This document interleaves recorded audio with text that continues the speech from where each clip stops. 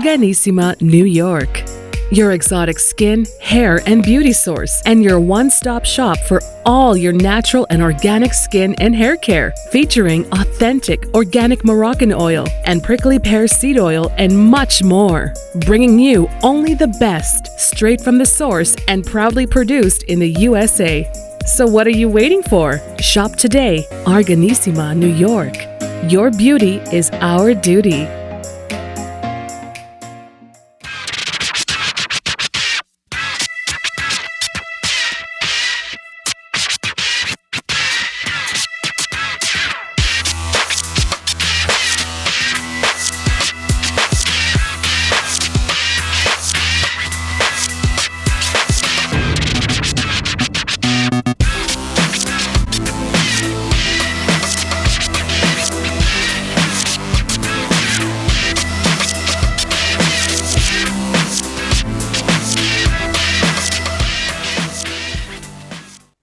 Hey, hey, hey, it's Dr. Cheryl Bryant Bruce, MD. You know me, the celebrity doc. And we are here with Chatters That Matter. Let's talk about it. We are here for another great episode. Got some great guests as always. Again, that little bit of cleanup as we're talking here. If you hear anything that relates to you, remember, this is just a show. We are here to educate, inform, and entertain you. I, however, am not your doctor. So anything that you hear on this show, I'm a real MD. This does not constitute a doctor-patient relationship. So if you hear it, you like it, talk to your own doctor and ask if it applies to you. That being said, we are going to jump into another great show. And we have some really good guests here with a lot of knowledge. Coming in, we have Dr. Garrick Beaulier, and he is going to give us a little bit about his background in a moment. We have producer Jazze, and we have Moe Vickers from the hip hop industry, entertainer extraordinaire. And we are going to be talking about a number of different things, as we always do. But one of the things that we want to talk about tonight is, this is the 50th anniversary of hip hop and rap. And in the hip hop and rap genre, we have a lot of women bubbling up to the surface, rising up, doing good things. One of the things that we are seeing, though, is a lot of women throwing shade at each other, cursing each other out, a lot of bad blood, bad energy going on. We're going to talk about that and its effects on the hip hop industry, on women, and how women in hip hop industry are affecting the future with regards to the fact that we have lots of young girls who are looking up to these women and aspiring. And so we want to talk about how all of this affects the young girls, the future, how it impacts the women that are involved in hip hop. And then we're going to stretch that even further and talk about how it impacts men and relationships. So without further ado, I want to bring on Dr. Beaulier. And Dr. Beaulier, correct me if I'm not pronouncing your name completely correctly. I recognize the French. I was gonna say it like when I introduced myself, so it's all good. Like it's fine. All right. Well, welcome, Brother Omega, and tell us all about yourself. Yeah. So hello everybody. My name is Dr. Garrick Beaulier. I'm 28 years old. I have my PsyD in clinical psychology. Yeah, what about me? I am the incoming president for the DC chapter of the Association of Black Psychologists. I was recently featured on BET, being highlighted for the work I've done in the community for mental health. G Herbo brought me out, and we also had a one-on-one conversation about Black men in hip hop and mental health. What else? I am a brother of Omega Psi Phi Fraternity Incorporated. What else?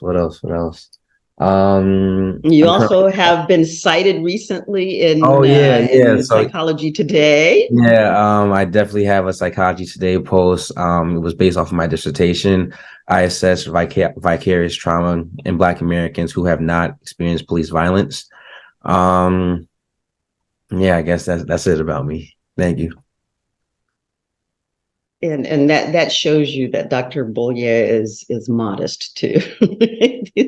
This gentleman is doing big things and has been very much recognized, and it was a speaker at the 2023 BET Awards. And he also has been recognized by McDonald's. Yeah, so I'm one of 10 people selected to be a Black and positively golden change leader by McDonald's. Again, they highlight 10 um under 30 something Black individuals around the country for the work they've done. So the work my digital platform Psych Me Out does, it provides psychoeducation to the community and is founded by myself and my friend Dr. Alexis Ferguson. So we both run the page, and we just like provides just education about mental health, for us by us kind of stuff. Uh Right, right. and yeah, and Yeah, and that's it. he has an Instagram at Psych Me Out, and Yeah. definitely go to that page and take a look, because there is a wealth of good information for the Black community there, and definitely many great tips for mental health that can be used by anybody, but certainly are very poignant for the Black community. So this brother is doing some big things, big steps, and is going to be a leader in the community in this time when we are really focusing on mental health and wellness. Now, Jazze Faye, producer Jazze Faye, is Moe Vickers' producer. Tell us about yourself and tell us about Moe. Yes.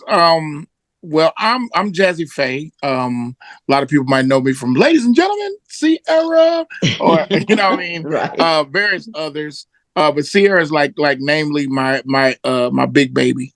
Um, I produced everybody from Tupac to Biggie to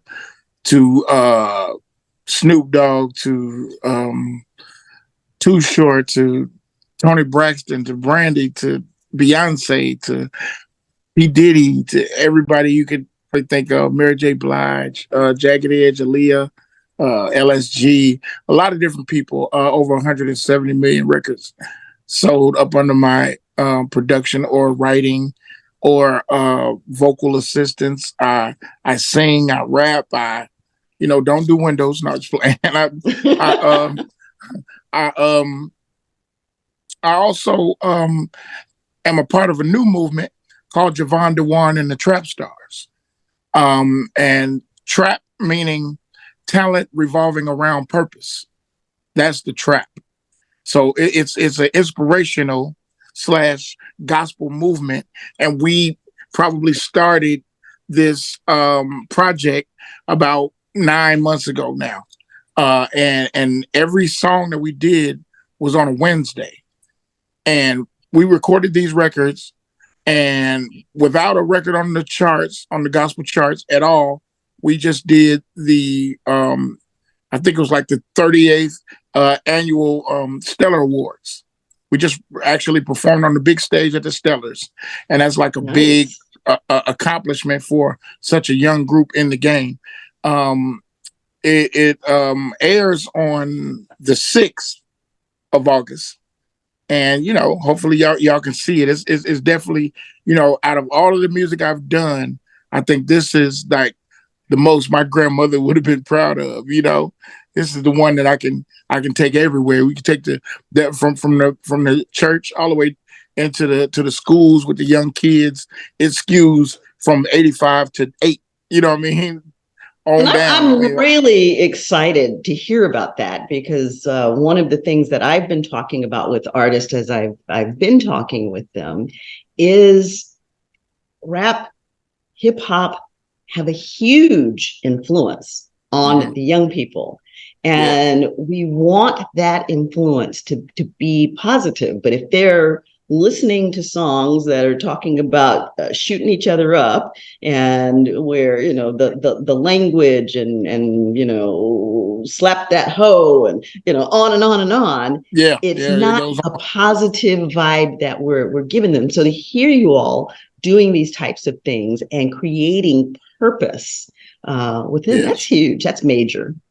Yes, it is. I was raised in the church as a child, but of course, you know, I went to public school, and I was with entertainment. My dad was in the entertainment business, one of the original Barcades.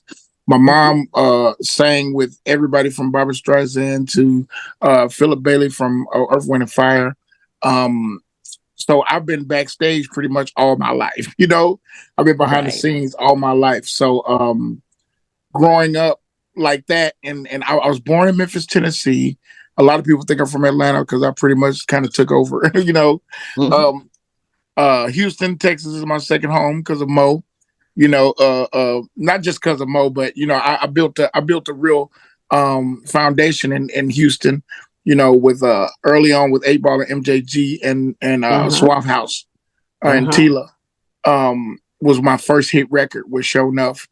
And thus we had Show Enough Records, in which I signed Sierra to Show Enough Records, and also Young Jazze, Cherish, Block Entertainment. A lot of different people came from that tree, like Young Jock and you know, a lot of different people. So right now, what I'm building is so important because, you know, when you talk about, you know, trap stars, talent revolving around purpose, meaning that, you know, once you let your talent revolve around purpose, you never be trapped again. You never be trapped in your mind and your heart, your finances, your relationships, you know, any of that.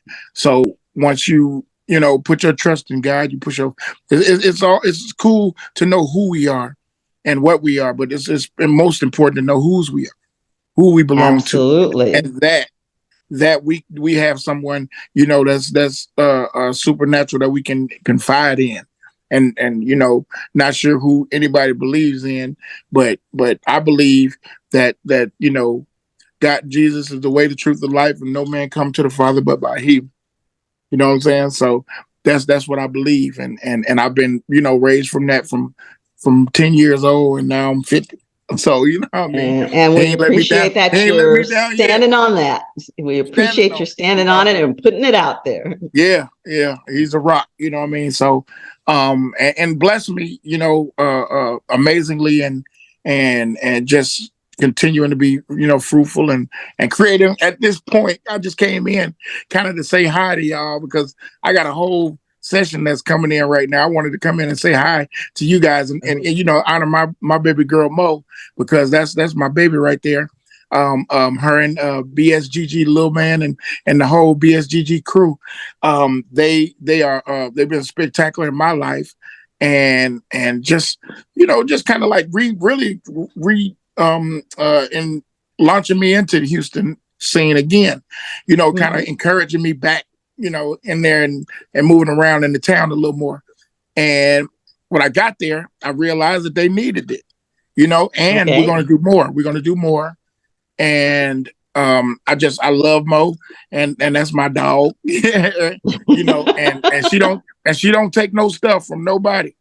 You know what I'm saying? And she's my kind of people. So, you know, I've adopted her and vice versa. And we family from now on. And good to meet you all. Good to meet you all too. Thanks for swinging by, and hope you have a great session. Thank you, my love. All right. And love the glasses. Just love the glasses. Thank you. I put them on just for y'all, you know. Okay. By the way, I'm a partner with Vintage Frames. Vintage Frames are coming soon, you know. But Jazze Faye and Corey. Okay, perfect. We'll be looking for them. Oh, yeah. All right. Well, you have a great session, and we are going to bring Moe in. All right. Love y'all. Love you too. Thanks. Bye-bye. Moe. Hey. Hey, hey, Oh, hey, lady. all right. I'm Moe Vickers. I'm from Houston, Texas. I'm 49 years old. Me and Jazze have been friends about 15 years. I have a music label here, also hair salon, Mhm. studio, all kind of things. You know, you tap into Houston, then you say Moe Vickers, you pretty much gonna tap in. Me and Okay, doke. Jazzy, yeah, me and Jazzy, I have a youth program, BSGG youth program. It's after school. We teach the kids how to sing, how to rap, how to play instruments. We're about to drop a song probably in about a week. It's called Praise the Lord. They learned a lot of gospel songs. During the after school programs, you know, I have anywhere from 60 to 100 kids. We kind of rotate in the class. They go from the DJ booth, from the booth to the engineering station to the classroom where the pastor is, because it's a pastor there too that he Hmm. give them the word and it kind of goes. So these kids are from ages 4 to 21. Half of the kids I didn't even know had cancer. So, you know, they were such an enjoyment in there. It was like, I miss my childhood. So to see these kids like excited about this, and I know like they didn't understand. I was like, I need 10 words. I need y'all to say, give me 10 words that rhyme with yes. And they was like, this is stupid. But when they never wrote before. So when they got Right, when they had all these sections of words and then they put them together to make a song, they were ecstatic. So now right. I let them come up whatever words they came and I put it on. We finna put it on wax for them so they can hear it. I said I need y'all parents to sit all y'all your music, you know, so you can get paid. And they was like, for real, you know. So that's what we do. Um, in the music industry, I just wish that it was something like that. With that, it's good because it gives them stage presence, how to talk, how to deal with positive things. Because we didn't have social media when we were young. You know, Right, we had chalk, go draw something on the street outside, go play hopscotch, you know, stuff like that. right. We weren't And there's doing all something this to be here. said for that, though. There is something to be said for that chalk and go draw something out on the street. Yes. Yeah, we played volleyball and kickball and all that in the street and four squares, you know. So now it's so different now because the grandmothers that we had are not here anymore. The grandmothers that Right, we need to kick in, you know, because I have grandkids. right. I have been in the music industry now. BSGG Littleman is my fiance. Hmm. He's the other owner with me, other BSGG Entertainment. We have about 11 artists, all starting from age 17 on up. We do a lot of positive stuff. We do a lot of running around. I kind of let them be them because they're gonna have, you know, what I learned. It took me to get there. I want them to know it's available to know, but I don't want to force it on them because it's gonna make them resist. So as Right. far as me, then I'm kind of like a staple. I used to promote clubs for a long time, and it was just for enjoyment. It was fun. I did hair. I've worked in America, you know, in America. I mean, in that AT&T. I've did some things, and I've actually stepped out where now I have a lot of different businesses. So that's where Hmm. I'm at now. When I hook up with Jazzy, I put Jazzy in a lot of different places. Not so much of that because he's. I don't care where we go. They know that is Jazzy. They know that is Jazzy. So it's like a lot of times, when we first got back together, as far as him, he really was chilling. I was like, nah, let's go. You gonna move the name that's attached to you, and he do. We have a lot of music that he's produced with us. So So you're I'm glad. you're a mover and a shaker, but you Yes, said something that caught my interest when you first started. You said you are bringing them the childhood that you didn't have. You said you missed that's right. your childhood. What was that about? Well, when I was 13, I lived with my great grandmother. I never lived with my mom, and my dad's been dead since I was 4. So we Hmm. all lived in this 2-bedroom raggedy house with roaches and all kind of stuff. And I'm like, look, I don't know what it's supposed to look like, but I know this ain't it. My mama had 7 Hmm. kids, and I never stayed with her. So I just kind of ran away. I was trying to find my way. I How was old so were smart. you? I was 13. Okay. I was 13. I kind of moved from here to there. I was taking $20 to go stay at a little motels, trying to find my way. And I was real smart though. I always made great grades. I was on a roll, but I didn't have any support, so I Hmm. just kind of found my way through. So I became an adult from 13 I went from 11 to grown. Right. So So when you ran away, did you stay in school? I stayed in school to the ninth grade, and then I wound up going Okay. to get my GED. I went to community Hmm. college. I said, so all my friends were taking the RN test. They was like, none of them can pass it. So I went and took the test, passed it with flying colors. I'm like, but y'all went all the way through school. I'm confused. So, so it was That says a lot about the schools. yeah, it was never the issue of me not knowing. I got pregnant when I was 15. I had my daughter when I was 16. I was like, you ain't gonna be nothing, you're gonna be this, you're gonna be that. Well, I have different businesses that I'm in the pharmaceutical business. I also, I step into, where I'm dealing with hospice patients. I do a lot in that area. Okay. And when I stepped in, I just kind of start reaching for things myself. Start talking to people that were not doing hair. I didn't want to do hair. That's Hmm. the first thing we run to is a hair salon. That's just Hmm. something to say you did something. That's not good enough because it does mediocre.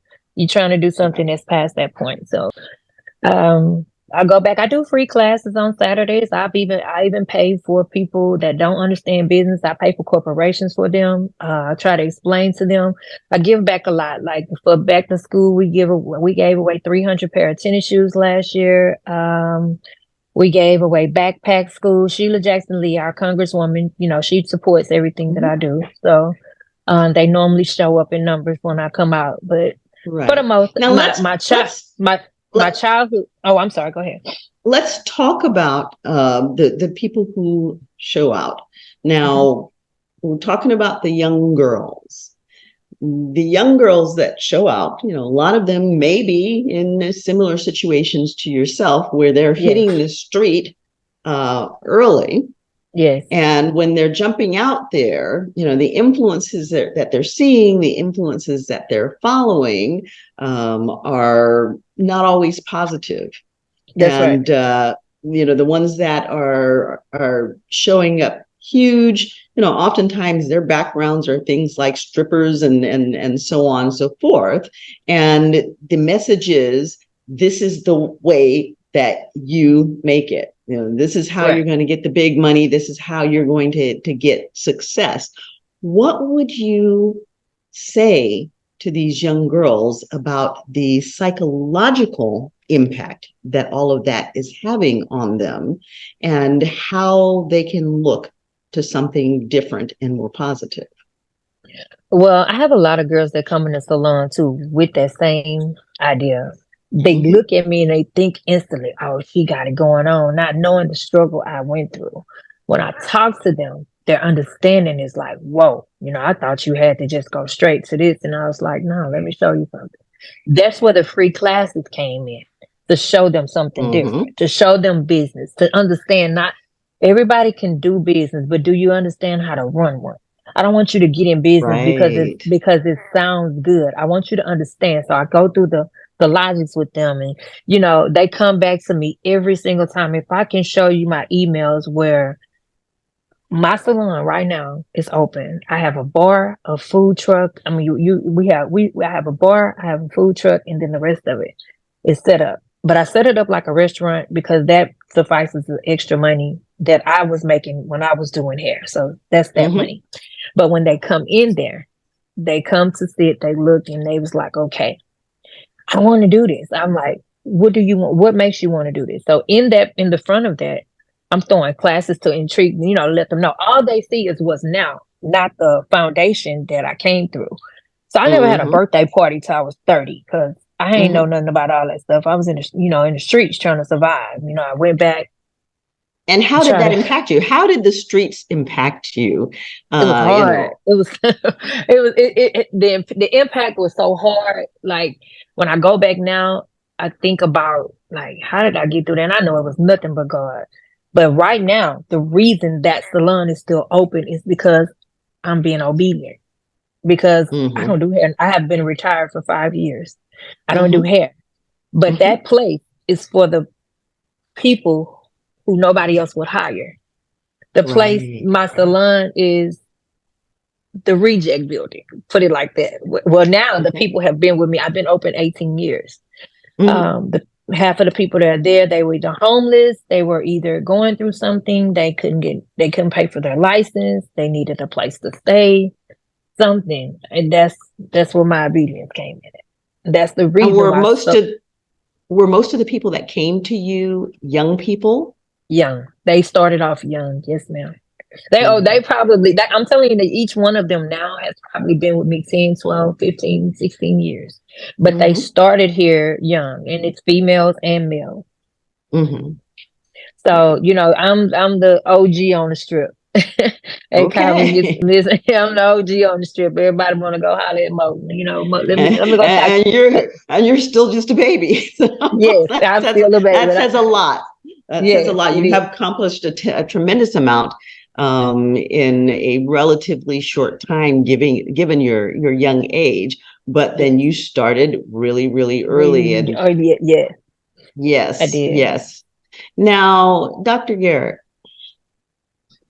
we have a young woman here who started out, hit the streets early, but made some positive choices. The influences were still there, not as much as the influences now, because I mean, with the rise of social media, there's just so much. There's too much that is being given to young people too early and in ways that are not necessarily positive. So, Dr. Garrett, what would you say about the impact that social media, and particularly when it relates to the hip hop movement, the rap movement, and the images that we see coming out of that, how is that impacting our young women? Yeah, no, it's definitely can be impactful, especially like, the wording from the lyrics, and then people can internalize those lyrics, so if they are looking at women as, not human, or just for sex, and just for show, and just to be an object, some women may internalize that, some men may Mm-hmm. internalize that, may look at women like that, and Mm-hmm. because their favorite rapper says it, and that's somebody that can possibly influence them, they believe them. So it Mm-hmm. definitely have an impact on that, because how you internalize it. You can go into how even skin color, women who are, more light skinned are, seem to be more praised and even more shown in music videos than women that are dark skinned, so that Mm-hmm. can affect your confidence, right? Mm-hmm. So there's different ways that it can definitely affect, a woman's perception of herself, unfortunately. But there are, female rappers that are, a positive influence of female rappers that can actually, you know, show the women that they're more than just, sex and just for show. They're smart, they're educated, they can make change, they're influential and things like that. Mm-hmm. So it's really just being mindful of what you're listening to, and also having the self-confidence and the self-love for yourself. Okay. And within the genre of hip hop and rap, we see a lot in the music of women being pitted against each other. We've got what is it, Carly B and Nicki Minaj, at each other's throats. And then even within the television shows, we have Love and Hip Hop, and these shows where women are being pitted against each other for entertainment. But they're not just being pitted against each other; they're being pitted against each other in very, very ugly and demeaning ways. What does this do to the psyche of women? Yeah, one, it may normalize it, especially if Mm-hmm. it's women that you really look up to, women women that music that you listen to. So one, it really normalizes it and makes you think that it is okay. Mm-hmm. Two, at the end of the day, it's all social media, it's all media in general, and unfortunately, that kind of things garner attention. So if somebody wants attention, they may engage in those activities because they know people would look and engage of what's going on. So not just, being influenced by the fact that, people that you look up to are doing it, but you might be Mm-hmm. influenced to the fact you might be influenced to be an influencer, you know. In addition to that, it shows you that, you know, women, it also makes it seem like women are each other's enemies instead of friends, you know, instead of sisters.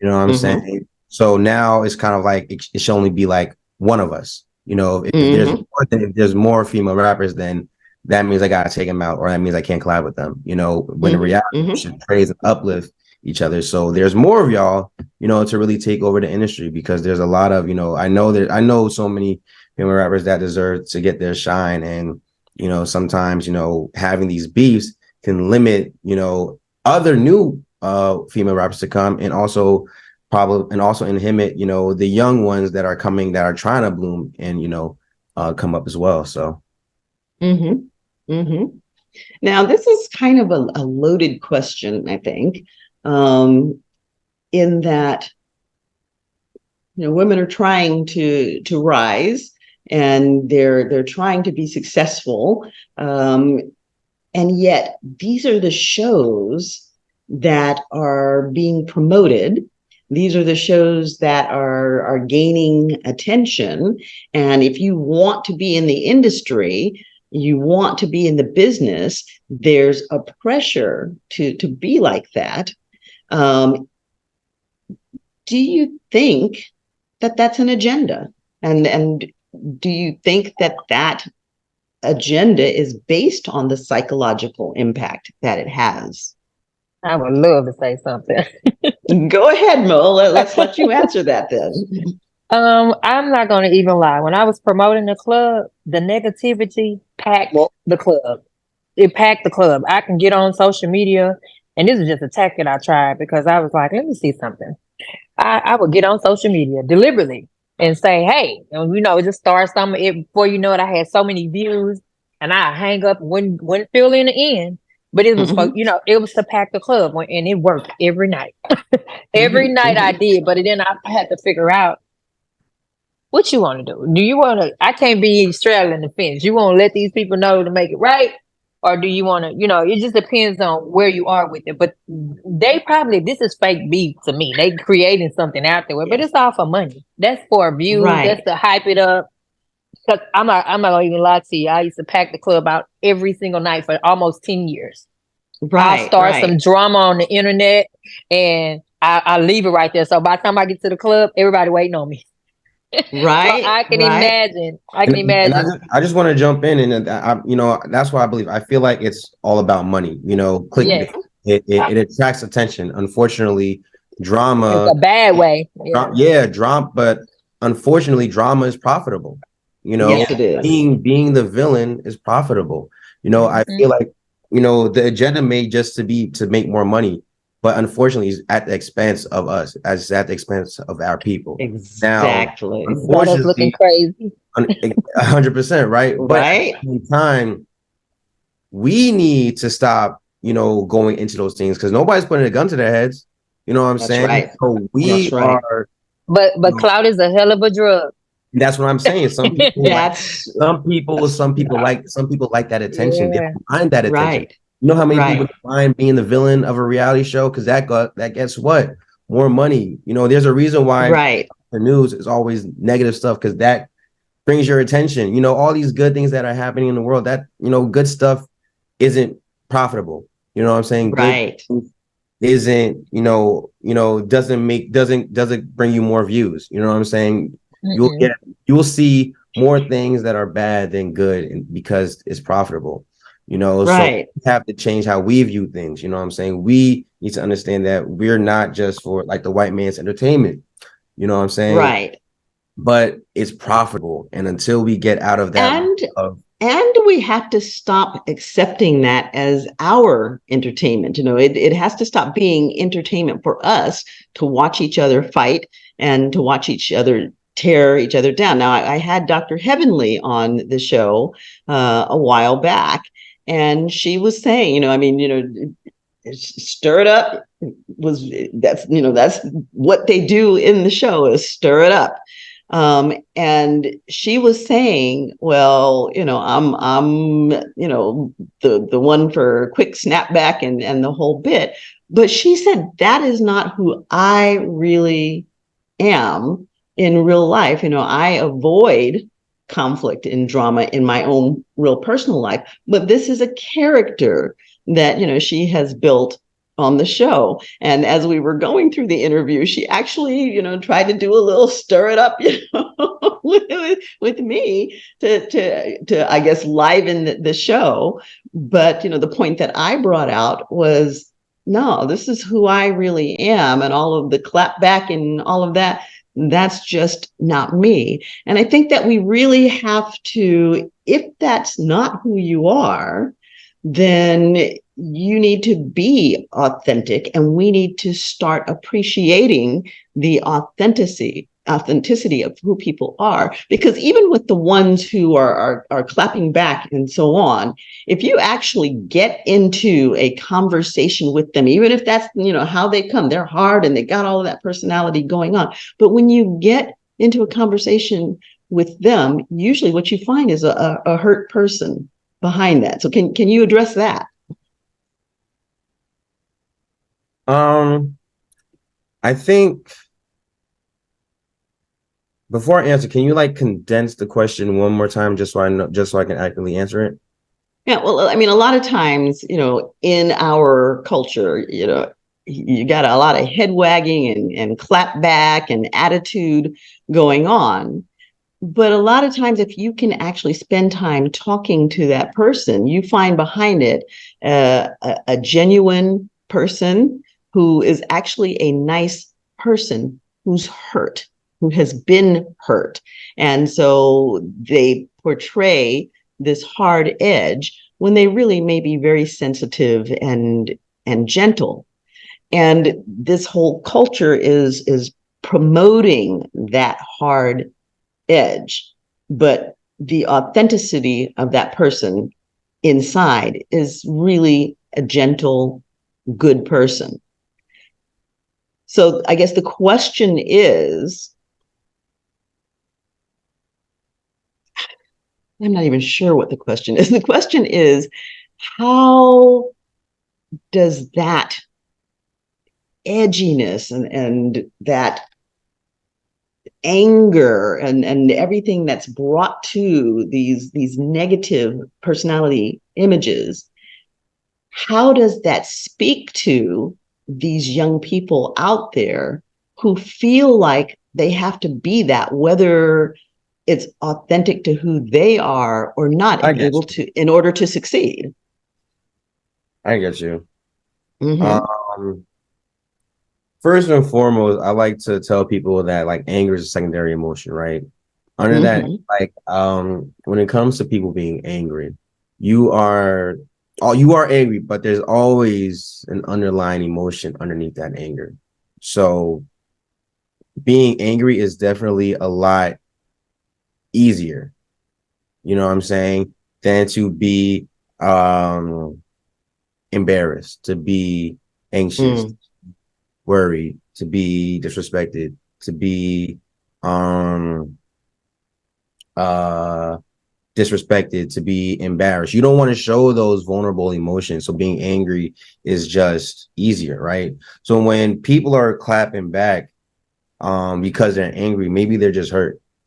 But you can't show that hurt on social media because then people are going to think you're weak. So you have to clap back and be even harder just so people know that you're not weak, to know that they didn't hurt you. But in reality, it does hurt, but you can't show that. So when you mention the thing about people who clap back and they're really actually nice people, that's stuff all the time. There's so many villains in reality TV that aren't really villains in real life, but that's what makes their money. That's what pays their bills. You know what I'm saying? So I feel like people do act a certain way for money, because at the end of the day, those kind of things pay their bills, but that's not who they are as a real person. And they don't let, I guess, the media and thing like that affect them sometimes, but for some people it does affect them, but that's what I believe. I feel like, most people aren't really like that. They're really hurt, There's so many different underlying emotions that comes from just being angry. You could be sad, Hurt and people hurt people.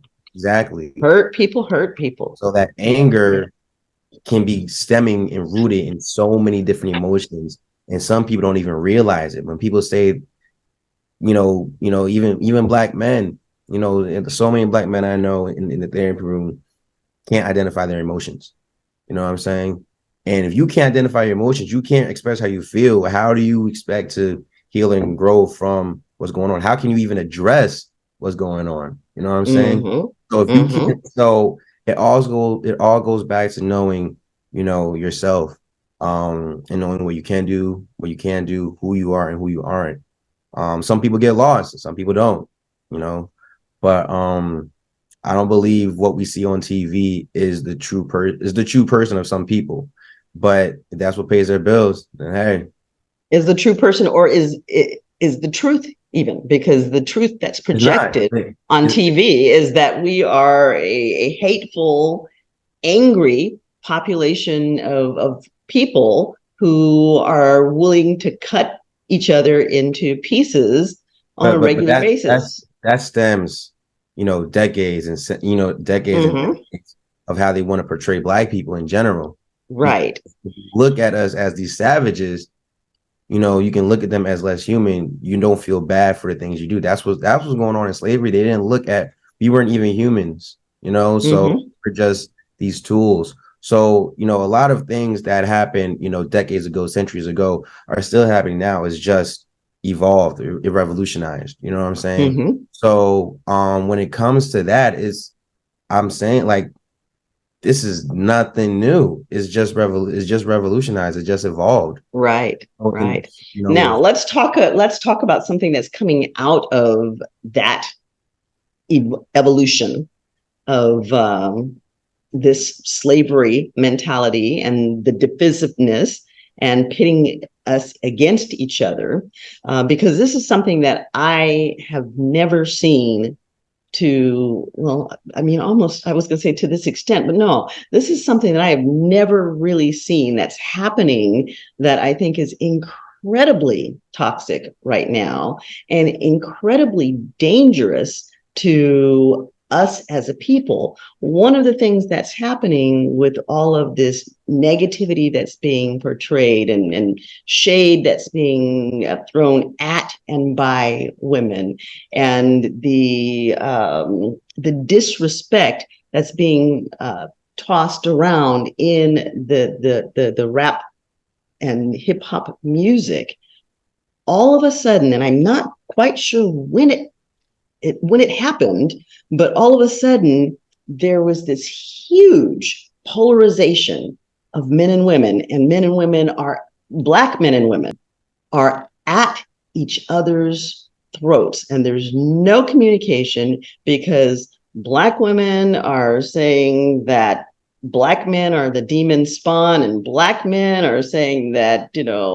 Black women are not worth the air that they breathe, and never the twain shall meet. They cannot talk, they cannot communicate, and there's just tremendous disrespect being thrown between the two. And I believe a lot of it has come up out of the music and the images that are being portrayed, and the portrayal of relationships and the dysfunctionality of them.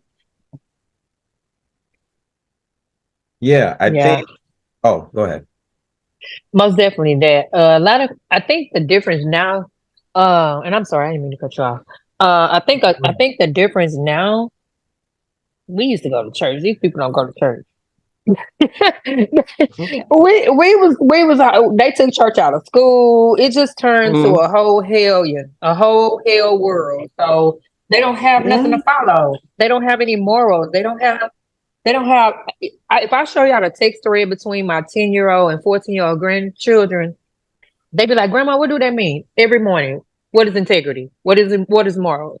Things that we think is common sense to kids is not. So it's gonna right. start with us. If we want them to get to the point where they are now and it's not happening anymore, it's gonna start with what we teaching them now. we got to keep in mind, we had real grandmothers. We had real great grandmothers. I'm a grandmother, but look at me. So I don't look like my grandmother did. You know what I'm saying? But I'm just being honest. Like, Right. let's be for real. Now I do teach them because of how I grew up, but in every other home, they're not getting that. They're not getting. I'm gonna tell you how I know. I asked a bunch of kids. I say, hey, and these were kids were 7, 8, 12, and 14. I say, hey, if you're sitting in a car and it's hot and it's 105 degrees outside and the car is not on and the windows are up, what do you do? Do you know them kids could not answer me? They did not know. They were like, we don't know. I'm like, so you don't have a clue. What we think common ain't common sense no more. So it's gonna take us getting there to do it. So that's And why I love. I really think that there's a reason behind that too. And I call it the dumbing down of America, because we have been being trained in the school system to be sheep, to be followers, because then you can be led, you can be subdued by the powers that be. So I think amongst Black people, it is upon us to get back to our roots, get back to our family values, and to get back into the churches. The churches served a purpose other than just religion. Business. I mean, it's kind of like people talk about the Jewish religion, but a huge part of the Jewish religion is not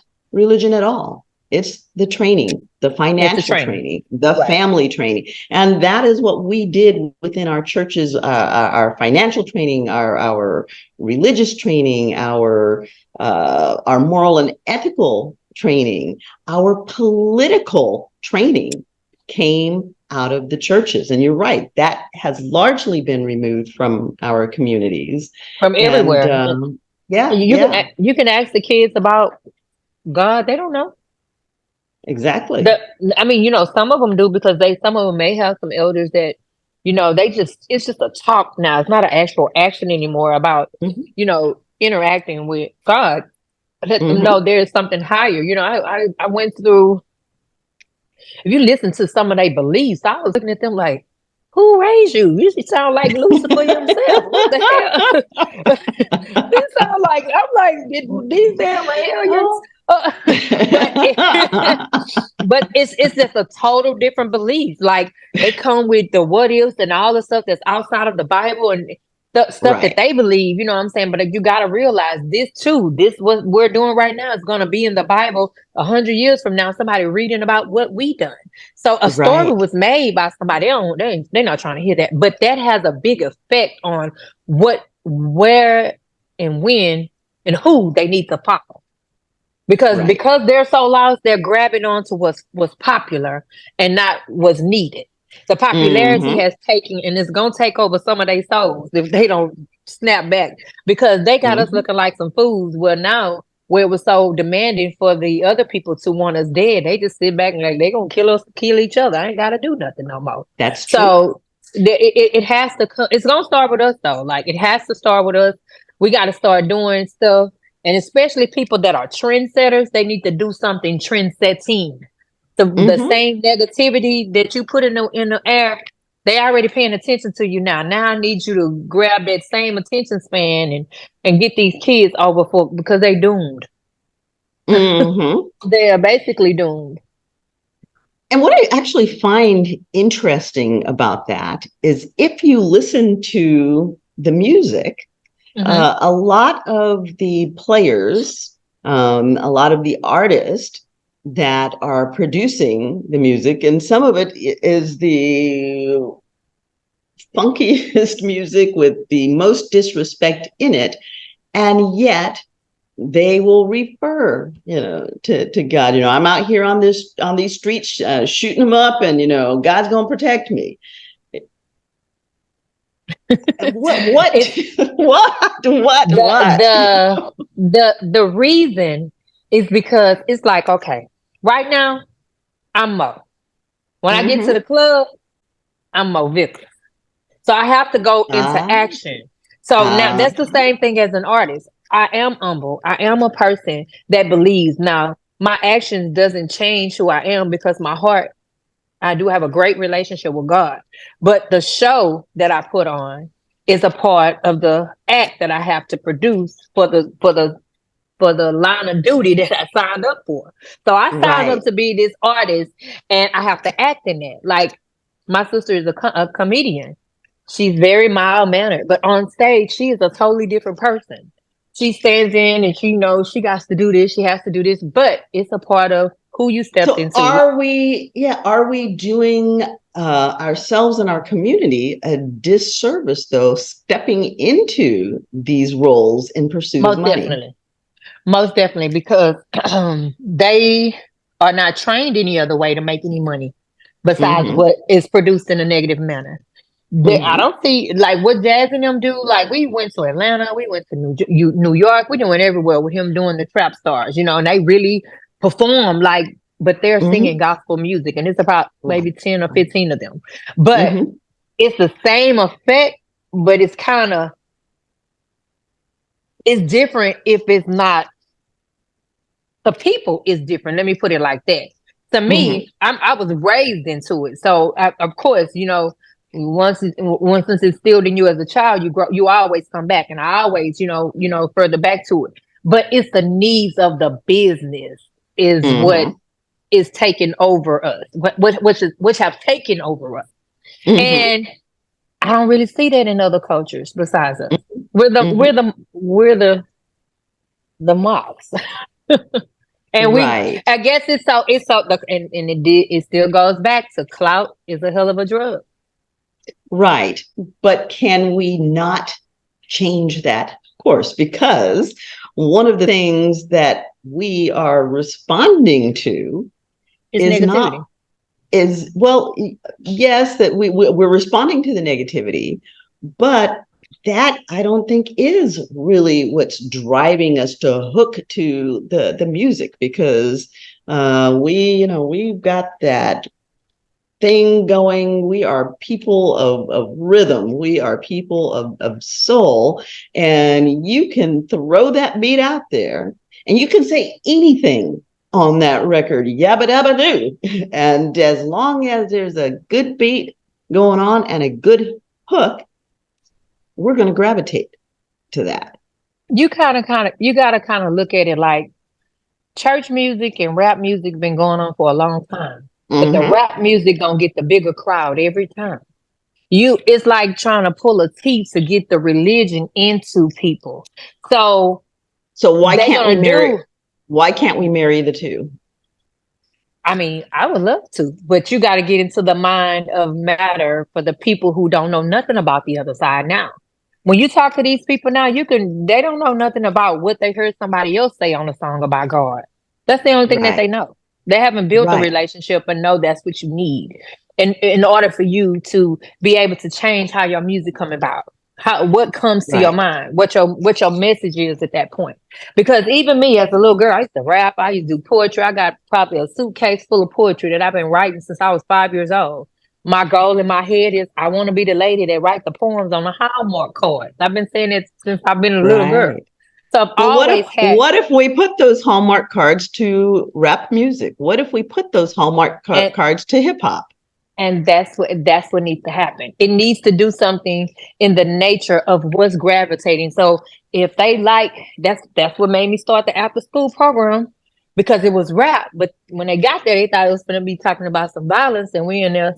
The name of the program is BSGG Youth Program Stop the Violence. That's what it's called. Mm-hmm. So Mm-hmm. when they get in there, it's fun to them. They're DJing, they're learning how to engineer, they're in the booth rapping, they're going to Bible study, taking communion, everything like reading the Bible, have to recite them, stand back up. This is a different program. So I And they're gravitated that not on the same thought. streets. They're not on the street from ages 4 to 21 too. And I had a bunch of 16 to 21-year-olds in there. So the Mm-hmm. thing about it is I touched into what they liked and got them over there. So I started, going in the Mm-hmm. field that interests them. And that's how I was able to get a lot of kids. Mm-hmm. Mm-hmm. Dr. Garrick, what is your thought on that subject? I think it's important to understand, kind of like what Moe Vickers said, is you have to meet people where they're at. You know what I'm saying? You have to meet people where they're at. I feel like, just to go like more psychology on you, there's the stages of change. There's the pre-contemplation, contemplation, preparation, action, and maintenance stage. So in psychology, when you're trying to make somebody, trying to have somebody make a change. For instance, somebody's trying to quit smoking. You have to meet them where they're at. The preparation, you got to see what stage they're in. So you have to meet people where they're at in those stages, because there's different types of psychological interventions you can do depending on the stage. So that's how it is with this generation out there. You need people to meet them where they're at, to them things that are digestible. Like that's why my platform explains stuff that is digestible, explains stuff that is easy to understand. It's not therapy, but it's more so just like things regarding mental health that's accurate and from professionals, so understanding that you can't have somebody that's generations beforehand telling these kids to don't do this. You need somebody that's somebody that they recognize, somebody that they can look up to, just but that has a positive influence, showing them. That's why having rapport is important, especially like in the therapy room, making sure the people that you connect with, the type of relationship they have with that person. So meeting them where they're at, I feel like sometimes I don't look at kids being bad. I see them as more so misguided. You know what I'm saying? Right. So just having the right guidance, and lack of guidance can affect, the trajectory of your life personally. So I think meeting kids where they're at, having the proper guidance and speaking in a language that they can understand, that's digestible to them. I think that's a really important concept, because one of the things that I like about you is you're a psychologist. And, when people think about psychologists, psychiatrists, medical, whatever, the image of the past was corporate. You had to have a white coat buttoned up. You had to have a certain look. And yet, you're coming at this with tattoos, a big brand on your arm. Mo is coming at it with, she's got her hair braided with the blonde, and she looks in a way that is relatable to these kids. They cannot relate to this corporate image. And to say, if you want to be anything in life, you got to look like this, and particularly from our perspective, the message has been, not only did we have to look corporate, but we had to look white. And so when we have people like you who have this education, who have strong messages, but you are coming at your clientele from a place of meet them where they're at, I think that makes a huge difference. Mo is out there, she's pulling these kids off of the street, and she's feeding them positive, nutritious, healthy food. And I'm not talking about the food that we masticate. I'm talking about the food that she's putting into their spirits, and the morals and the ethics that she's infusing in, but she's meeting them where they're at. And I think that the industry has to, if we're going to move forward, if we're going to rise, if we're going to thrive, the industry, or we Blacks in the industry, and I'm going to extend that out to all of the people of color, because Latinos are going through the same thing. And then, we melanated folk in the industry have to take responsibility for ourselves and the part that we have played in this. And we have to decide where we want to be and how we're going to get there. And if we are in those roles of power, then we have to take on the responsibility of reaching back and educating our own about business, about restructuring the images that we're putting out there. And we have to take our own power back and say, we want to portray positive imagery. We don't have to portray this negativity. We don't have to portray this disrespect. We don't have to normalize that. It's just going to take the right people to do it. And it's sad to say, because of the trend sets that has been set. It's like I can take Jazze. I take Jazze a lot of places. When he goes a lot of places, I go a lot of places with him. He goes a lot of places with me. But in actuality, Jazze ain't young enough for the new generation to believe that they can follow them. A lot of the young people don't even know who Jazze is until they go back. He tells them, I'm Sierra. And when he says Sierra, some of them didn't even know who Sierra was. So you coming into it has to be somebody that they can completely relate to. So that's what I did. I took Lil Baby's beat, one of his beats, and they singing church songs on it. Right. They knew the beat the minute I played it. It was relatable. So once we get off of this, I'm gonna send you a video. Them kids they were jamming with their phones on, singing "Praise the Lord, Hallelujah" to that beat. So Perfect. it's just about bringing it down to their size, because it was never introduced to them. So it needs to be introduced to what have been introduced to them. Absolutely. And I'm seeing a lot of good things happening. Even let's take the cartoons that the kids are watching. I'm seeing the cartoons just being infused with hip hop and rap music, and these cute little melanated characters are dancing and singing and stating affirmations and putting forth scenarios where they're flipping positive situations and flipping negative situations and making positive choices that set it right. So I'm seeing, they're starting to, from that end, get a positive influence coming. I think that it just has to be done larger and more globally. And I do think that the younger kids are definitely a place that we really need to focus on, because we can have a huge influence on them early. But as you said, your group is 16 and 21 years old. These are the next leaders. And so we definitely need to impact them as well, because their time is coming up quickly. In 2 minutes, they'll be the OGs. So I really appreciate what you are doing out there in the field. And I appreciate your courage in taking that on, especially given your background, because to hit the streets at that young of an age and to arrive where you are, that is no small feat. And, I applaud you for that, because it definitely shows that you are a woman of strength.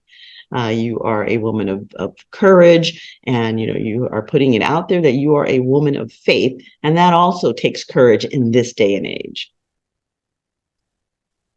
So, Dr. Garrick, is there anything that you would like to add to this soup in terms of thoughts about how we can move forward to a more positive place? I think for real, at least for me, I think it's just doing your part. I think there's a lot of changes in a lot of different areas that's happening in this country, in this world, and in our communities. And I feel like it's too much for one person or a group of people to do. I feel like it takes all of us. It takes collective. It takes a collective group. I think finding out what you can do to help in, the community is important. For me, I know I can help with the mental health field. Moe Vickers helping, I can't even speak, in the industry. You're helping in the medical field. Like everybody isn't a warrior. Some are healers, some are teachers. And there's people that's gonna fight the fight, but not everybody has to do that. Find out what your strengths are and use that to help, the people. I think people are trying to do everything or doing things that they think or doing things that other people are doing, but not really tapping into what makes them them. And I feel like people need to know who they are as people, and do your role in the community. If you're a teacher, help the Black kids teach. If you're, into music, help the Black kids in music. If you are a doctor, help the Black kids in being a doctor. If you are a janitor, sweep up the best Black schools in the neighborhood. Like it's really just doing your role and whatever you're doing. And I think that collectively can help us. So like Umoja or Umoja, unity in Kwanzaa. Absolutely. Absolutely. And do you have anything to throw out there in terms of how do we bridge this divide between our men and our women? Because that's going to be an important part of this if we're going to go forward and thrive. Because if this division remains, then we're doomed. I think stop listening to social media and really just start having conversations with the people that you see in person. I feel like social media, like especially like stuff on Twitter, it makes it seem like we're trying to stab each other. But the people I'm around, I love them and they love me. Like it's. I feel like we just need to step outside of this social media era and just go back outside and just like interact. Well, I'm sorry. Even in the social media, maybe we need to create a good group and get them on social media. Since that's where they want to be, we're gonna have to meet them, like we said, meet them in their lane. Meet them where they can. So yep. So let's create one from New York to Houston. Here we go. This is a good game. We meeting up in the Bahamas. We meeting up. We taking the kids to play basketball. You know what I'm saying? Create something positive on social media because they're not gonna get off of it. It's almost like telling me when I'm a kid I can't go outside. I'm gonna get in trouble and I'm gonna sneak out the window. So you basically gotta come to where they are. Let's create a good group. The name of the gang is Good Gang. I'm a nonprofit organization. I'm a 501c3. This is what we doing. We're gonna all get everybody to pitch in. We're gonna get them jackets that say it like they are part of a game, but it's the good game. Change the narrative. Let them stay where they are, but it's going to be more intriguing because now everybody want to be a part of something. Since they don't know that they need to, since they don't know that they need to lead, they're going to follow. So use what you know is bait. Let's turn it into a good situation. I have groups now. That's how I started that youth program because so many kids come to me, Aunt Mo or Mama Mo, they come, whatever you want, whatever you see me as. I take them on field trips. I have big picnics once a year, every year, invite everybody, give away free crawfish, free t-shirts, let them perform. You got to create a good space for them. We're saying we don't want them to do this, but then we don't have nothing else for them to do. So be the brain that takes it to another level. Let's keep them on social media, but let's get in the good game. Who you a part of? In my bio, it says Moe Vickers, the leader of the good game. What is that? I want to be a part of it. We talking about the Lord over here. Come on with it. You see, they're gonna join. It's just to be a part of something. When we walk, you're right. You're absolutely right because we all want to be a part of a part tribe. of something. Yes. When we go do music, it's 11 artists, but I can guarantee you it'd be over 100 of us when we go to do a show. Everybody in the group got on BSGG. That means Backstreet Go Getter. That's from Acres Home in Houston. And, I'm from Hardy Street on Houston. I grew up hard. So I grew up in Fifth Ward area. Fifth Ward. Yes, that's where I grew up. But that doesn't mean that's where my mind frame stayed because I wanted more. And not because I seen more. I just started hanging with the people and getting involved in the areas that I wanted more from. So in order, Say we can't, that again. Say yeah. that again, because I think that that is an important piece. You came from the Fifth Ward. My Mhm. mother came from the Bronx, and then she moved into Brooklyn, down, North Portland, Flatbush. It was, they weren't great neighborhoods, Mhm. but you made a choice. My mother made a choice. My grandmother made a choice Mhm. that the hood did not have to Come define with who they me. were or where Mhm. they were going. That's right.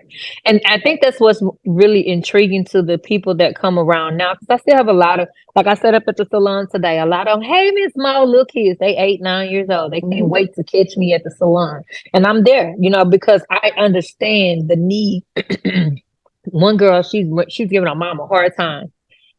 Her mom didn't know how to deal with her. I told her, hey, this is what I need you to do, because she's gonna have a hard time talking to her 14-year-old, not me. They already Mhm. love me and they trust me because they see something different. I had her to write down everything that she loved about her mom and what she didn't like about her mom. I said, write this down. She's like, I don't want to define, but it was things that she wrote that her mama never even knew. And I told them, I said, these are things that y'all need to work on. I told her, now you give her the same list and exchange it. See, what we think people Mhm. know, we kind of got to put it on paper sometimes. And this is how I got them to a closer point. She called me the other day. She said, Mo, I ain't gonna lie. I've had no trouble on my daughter in 3 months. Whatever you told her worked. I ain't tell her nothing. I told her, you get one. That's it. You get one mama. You better figure Mhm. it out. And you better Mhm. figure out where you're feeling neglected at. And it's so much hurt within our culture that's held in and goes from generation to generation. It goes from Mhm. generation to generation. It's not fixed. It's just swept under the rug. So now they're acting it out wherever they feel they can get the most popularity from. Right. So Right. it's a culture thing of a generational curse that has to be broken. That's what it is.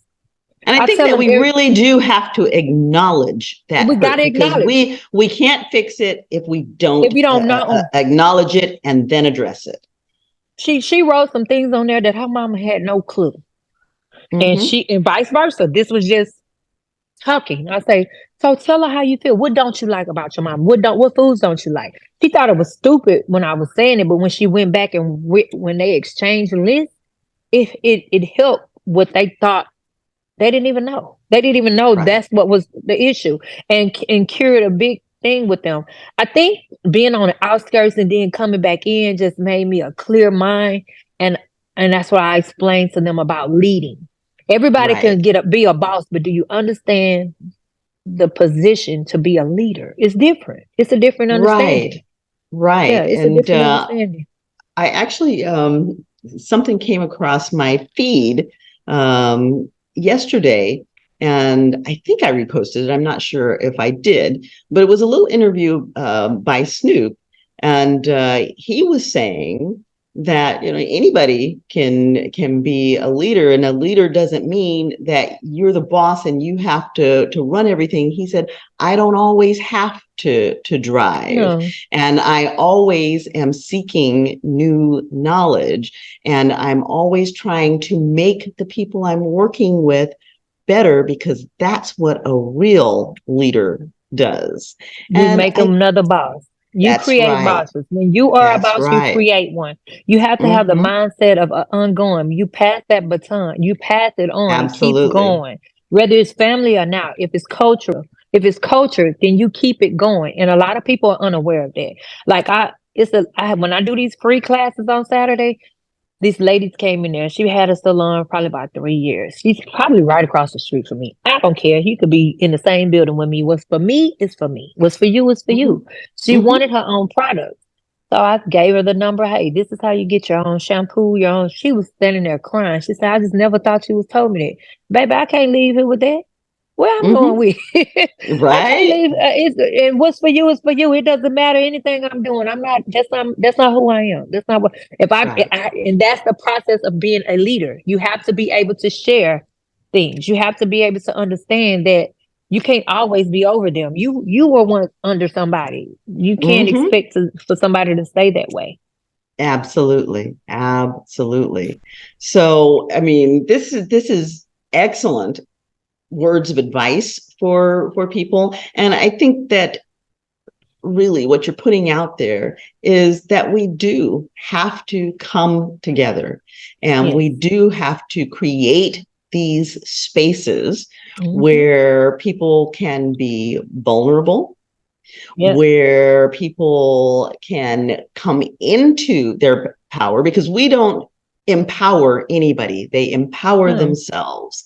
that's And right. we have to create spaces where they can gain that power, where they can gain the knowledge. And we have to release that knowledge, because so many of us are holding on to it so tight, because if we release it, it may take something away from us. Sharing the knowledge is not taking anything No, away it's not from you, taking because anything away from you. when you get knowledge, it can't be a taken away from you. That's right. And sharing it only expands it. Sharing it makes you bigger, and I've it had makes us as a community that much greater. that's absolutely right. I had a few girls that came in and probably about I'm gonna say about 4 months ago. This like she had worked with me for 2 years. She was working at home.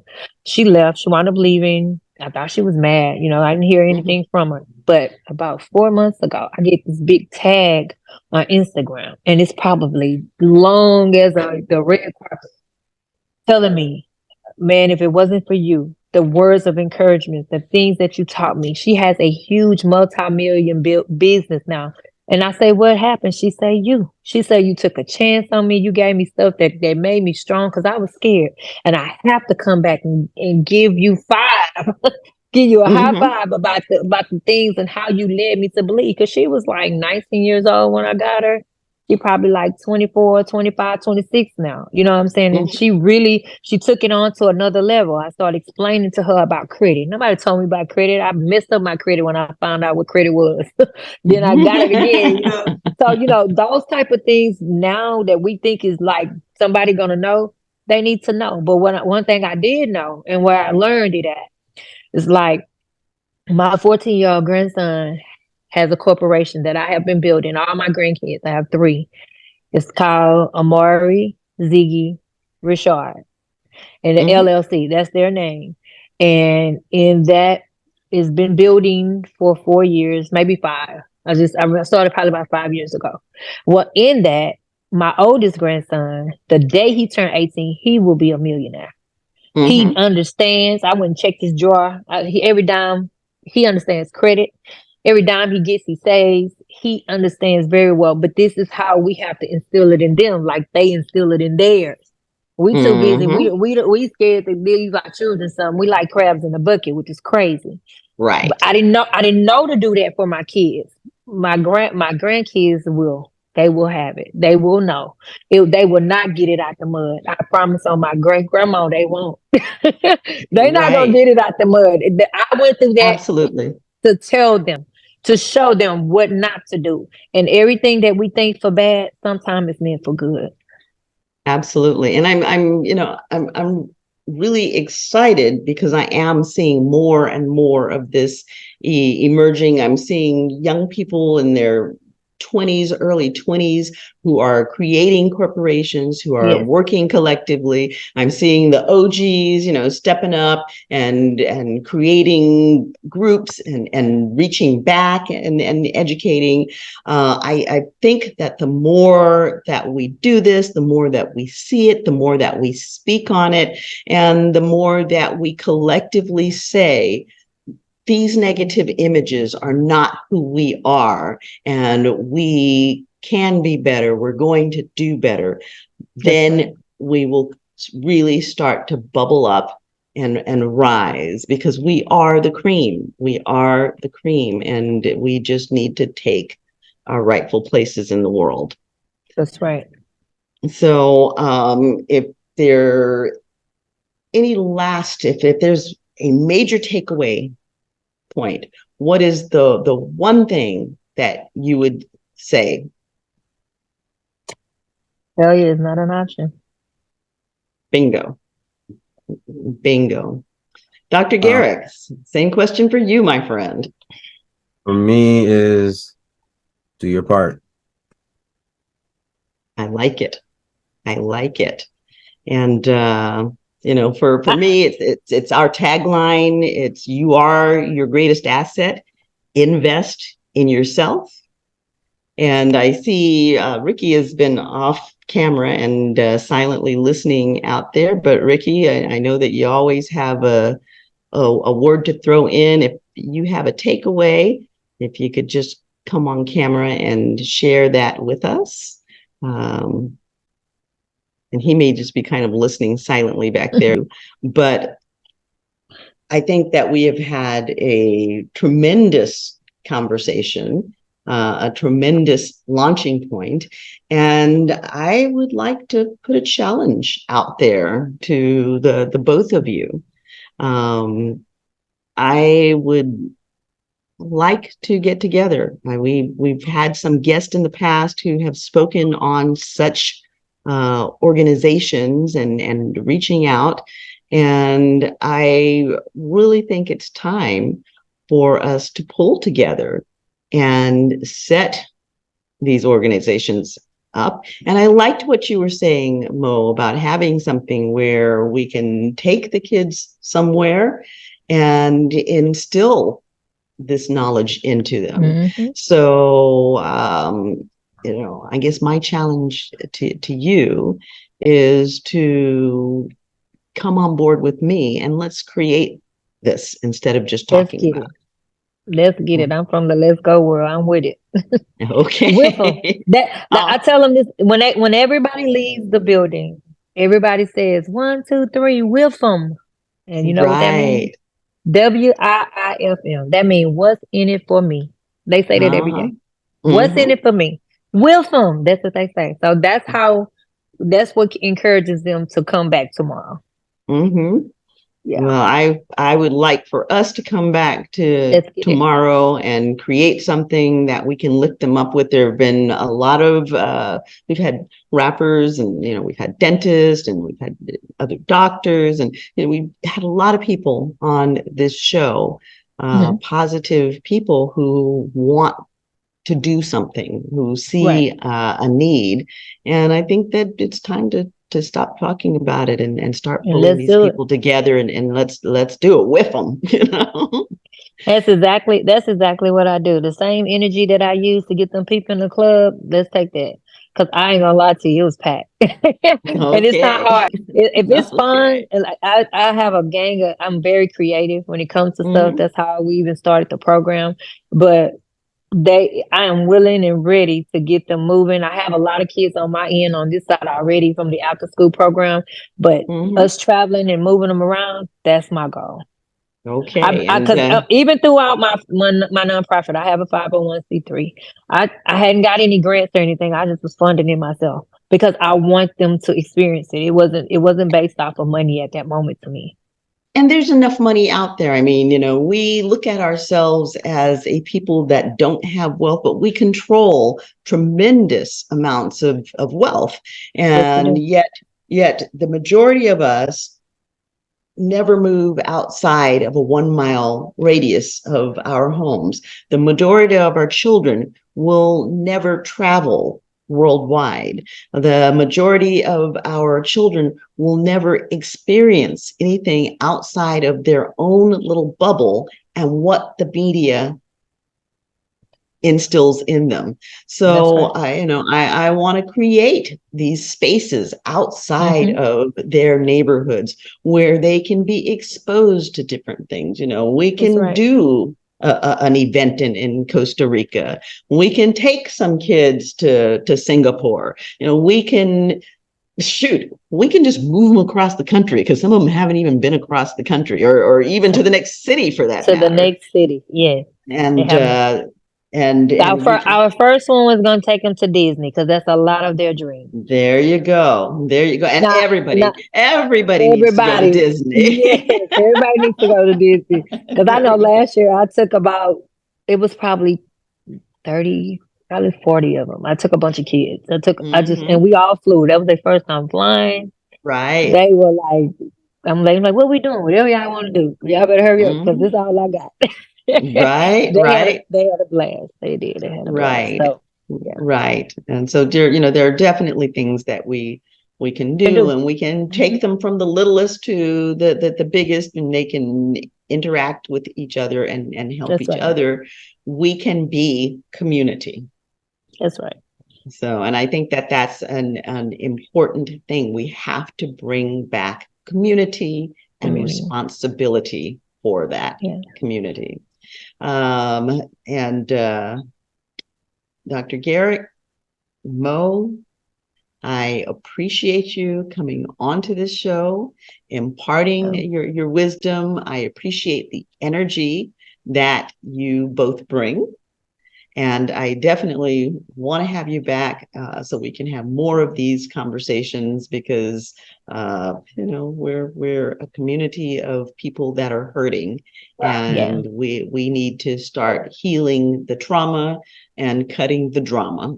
Well, that's the name of the group right there. What you just said. Healing, healing the trauma.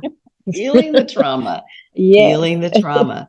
So we are going to Okay. do this, and we are going to wrap this show up tonight because we've said plenty, and I think that we've done plenty. We've done some work here tonight.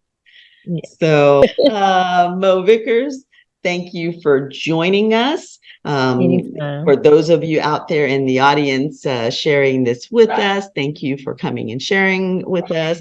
Again, this is Chatters That Matters. Let's talk about it. We're here to educate, inform, and entertain you. But most of all, we want to interact with you. So hit those like buttons.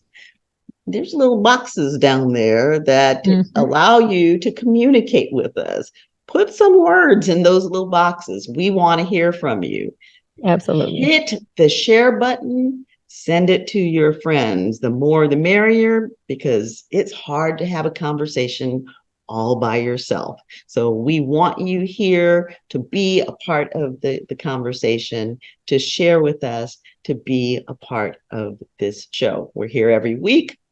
Come back. You can find us anywhere: YouTube, Spotify, Apple, Roku. We're all over the place. The show is Chatters That Matters.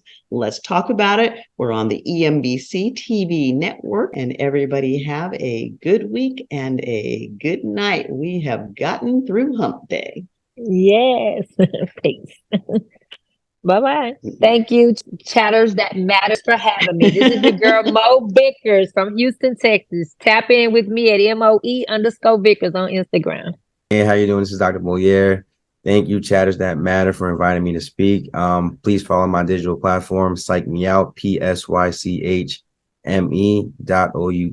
on Instagram. So psychme.out on Instagram. Thank you.